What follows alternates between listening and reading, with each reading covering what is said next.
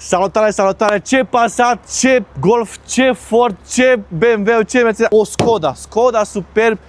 Avem farul LED, avem totul în negru, avem tempomat, avem Abstand tempomat, avem tot ce vrei. Oglinda neagră.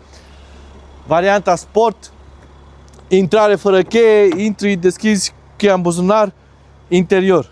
Mergem direct la interior. Aici este topul de pe lume. Avem boxe de la Canton, Alcantara, piele, carbon, lumini ambientale, volan, Sportline, volan încălzit, bord digital, navigație mare, scaune încălzite, scaune sport.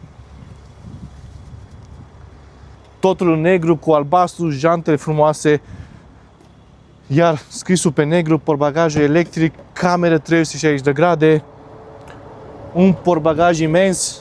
O pui și pe soacră și pe mamă, tot ce vrei tu aici, și cățel și purcel. Vă mai arăt în spate. Ramazan, ți-ai mai hinten, vi masiți? Scaunul din față l-am pus pentru mine. Am 1,83 m, l-am pus pentru mine și uite cât loc am. Stau aici ca bulibașa. Am și jaluzele la geamuri, lumini ambientale, tot ce vrei tu. Nu vă mai arăt aici nimica. Hai la preț.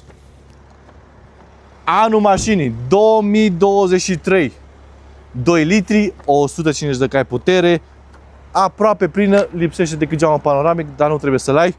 Prețul 25.990, se poate finanța, Bundesstraße 25.